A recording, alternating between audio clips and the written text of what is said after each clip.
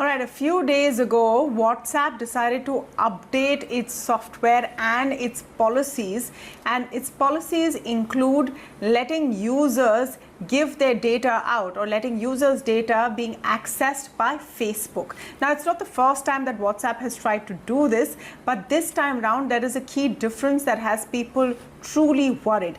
This time round, if you don't accept the updated policy by February 8th, you will no longer be allowed to use WhatsApp. So it's a very my way or the highway situation which has many worried. Now this has been happening over the last couple of days. You may have heard of this controversy and these concerns as well.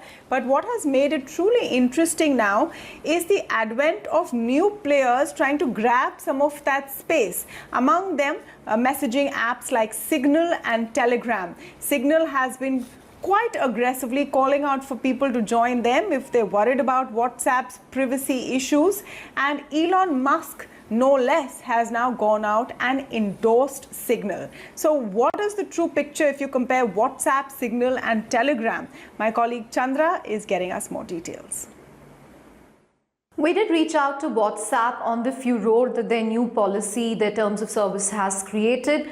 They told us in a statement that it is a business as usual tech update, something that has been done to improve transparency, because increasingly people are using WhatsApp not just as a messaging service, but also to transact with various businesses, various entrepreneurs, small businesses are also using the platform. So these changes reflect that. Importantly, to a specific question, they have clarified that Facebook will not have access to Bheem UPI payment transactions that happen on WhatsApp. Just to give you a quick background in case why this issue blew up this week, it's because people were getting notifications on their phone to accept an updated terms and condition from WhatsApp, which will basically give Facebook more access to data from WhatsApp. Subsequently, people have been talking about alternatives such as Signal and Telegram. Signal, of course, is considered to be the most secure of the lot. Now, interestingly, according to data from Sensor Tower, there has been a spike in terms of the downloads that Signal saw from January 1st to 6th. But if you look at the overall number, Signal is still just 1 to 2 million users in India, whereas WhatsApp has over 400 million. It's still the largest messaging service. So, it also has very strong network effects. Most of people's friends, acquaintances are on WhatsApp, their groups are on WhatsApp. So it's not going to be easy to migrate to another messaging app despite these privacy concerns. Perhaps we will see people opt for two apps. They could use WhatsApp for, sundry transactions, conversations, and use Signal for private one-on-one conversations. But we'll have to wait and see how this evolves. All right, Amit Somani, Pavel Naiya and Aditya Chunduru are joining us on the show to break this down, all experts in this field who will tell us whether there are any real concerns and whether it's time to switch, if at all. Amit, why don't you start by giving us a sense of how serious are these concerns? Because we know that privacy issues have dogged WhatsApp for some time. There was this whole Pegasus situation happening a few months ago. And WhatsApp says this is a business as usual update. Why should they not be taken at face value? Yeah, so I think the biggest sort of silver lining on this cloud is that consumers and users are going to become more aware of their privacy rights. I think in India, we generally suffer from just being aware, right? We're much more open society in that sense. So I think everybody's asking, even my mom was asking me before this call saying, okay, so what do I have to do about this conversation? So I think people are going to become more aware. I think what I have understood of the terms of service is that basically they're going to share a lot of metadata between these services, perhaps much like they share between, say, an Instagram, which is also a Facebook company, and Facebook. Somebody very kind of wise has said that if something is free, you are the product. So the internet runs on advertising. So at least from a very commercial point of view, if I were for a moment to don kind of the Facebook hat here, I think they are basically trying to maximize their opportunity for a company which they paid $21 billion for 6-7 years ago. So yes, privacy is going to be important. I think users are going to become more aware. I think like Chandra said, there are going to be multiple silos, I believe, that some people will move certain kind of conversations. Maybe the work conversations go to Slack, maybe the more intensely private conversations where you want no advertising go to a paid product or an open source product like Signal. Telegram is seeing users join by the second or microsecond. So I think there is definitely going to be a change here. How would that really work out? And I'm glad you talked about how your mother asked you about this earlier, Amit. But let me take that to Pavel. How would this really work out if you were to explain very simply for our viewers a comparison between WhatsApp, Signal, and Telegram? What is my advantage to move when me and most people are very comfortable in the WhatsApp ecosystem? Everyone knows how to use it. Everybody's already on it. It's a very easy interface. So is there a real advantage to move, and how would you compare the three messaging apps?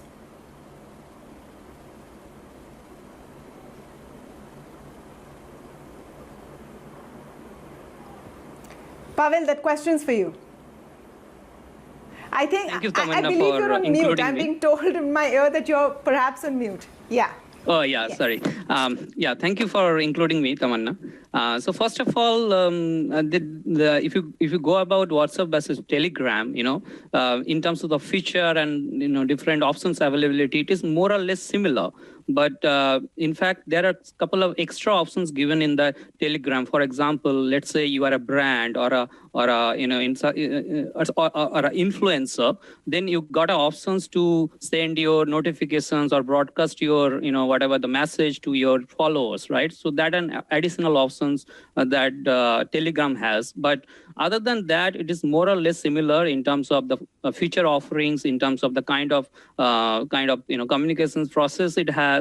But on a generic point of view, the basic of social media application is about the network, and most of your friends and family are in WhatsApp. So it would be very difficult to move everyone from one app to a totally new ecosystem. That being said, if let's say you are concerned about your privacy or in data being tracked or you have been tracked, and definitely Signal being in a more superior format, why that is because of the end-to-end encryptions, and it provides client to client. That means whenever you send a message, only you and the end users who is getting it able to understand it, and in between it's always encrypted. So that way it is more or less more secure. And addition to that, in terms of tracking metadata, it is very limited in Signal ecosystem. It's only tracking the server login for you, nothing else. And the period of the meta log, they're not tracking at all. So that way it gives advantage for security concerned people to move them to a more a Signal ecosystem. But on a generic term, definitely there is no orange to orange alternative available in the world. Yeah.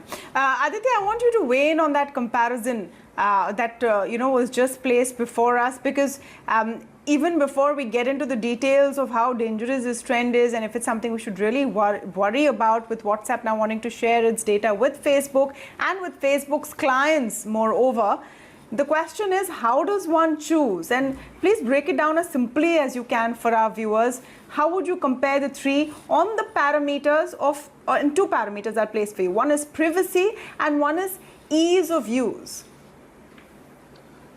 Okay, we'll go first privacy. Like we'll first explore the privacy aspect of it. Obviously, because of WhatsApp's proximity to the Facebook ecosystem and the fact that it is actually a part of that ecosystem, it's probably not a great idea if you are concerned about privacy. And obviously, like everybody has already said, Signal is that option, because Signal basically collects basically nothing, no data from you. And Telegram to an extent is also fine, but the problem with Telegram is that within chats, the end-to-end encryption feature is not enabled by default. And when you take a population like India, even if Telegram were to become this mass adopted sort of an application, it would be really hard to convince, not just convince, because it would be hard to tell people what the advantages with enabling the feature, and most people would probably not do it. So yes, Signal is that option if you really are concerned about Signal about privacy, and WhatsApp has never been that option for a while now. The problem I see with this discussion mostly that a lot of people are concerned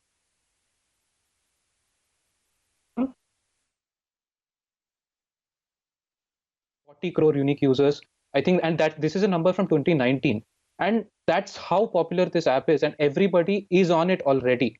So if you're not on it, you are losing out on a lot of you'll not be a part of a network. And the fact is, whatever happens, to gain that of a momentum where they become more popular, they will still not be in a position to compete with WhatsApp in terms of scale. And that is, I think, something we should focus on going forward. Absolutely, you have a good point there. And Amit Somani, let me come back to you on the key point that right now everyone's been talking about it over the last few days. But is it a real comparison when you put a giant like WhatsApp backed by Facebook in front of players like Signal and Telegram? Do Indians largely, and remember, India is one of the largest markets for WhatsApp. We are the WhatsApp market and the WhatsApp nation in that sense. Do Indians largely care that much about privacy? Let's get real here. Tamanna, like I said earlier, I think people are beginning to care about it.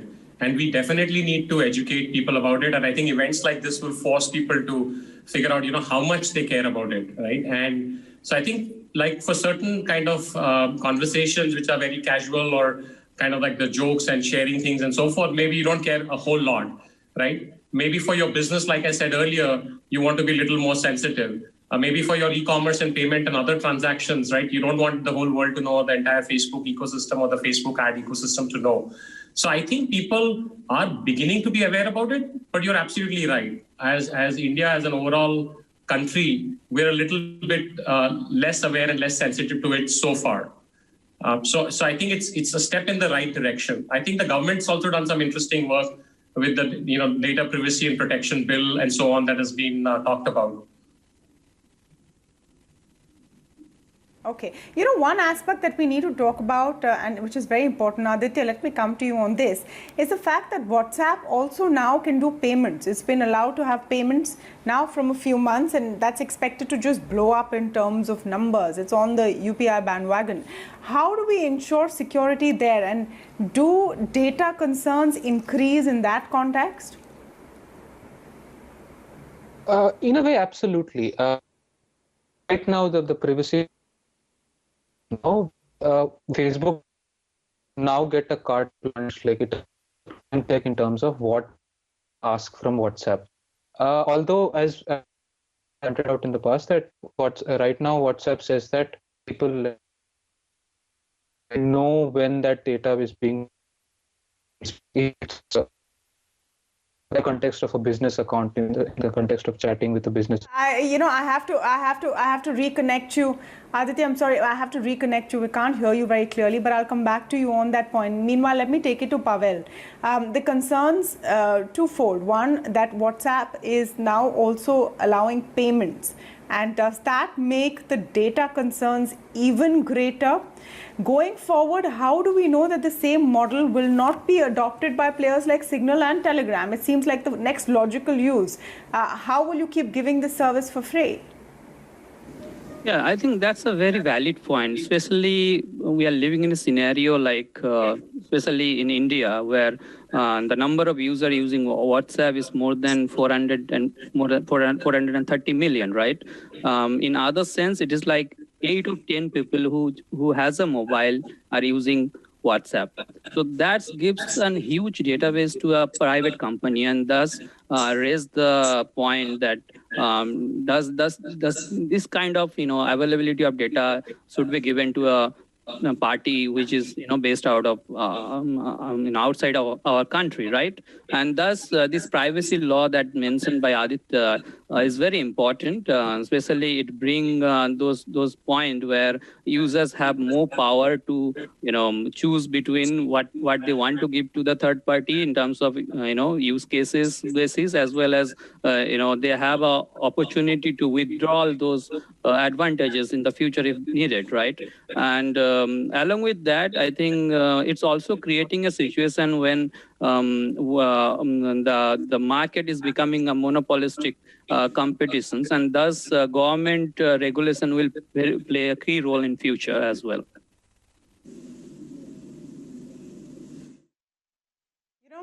Just one more point, Pavel, which I want to know from you is, in your view, do you think a lot of people will actually move out of WhatsApp, or is this just something which is buzzing on social media for a few days and will die down?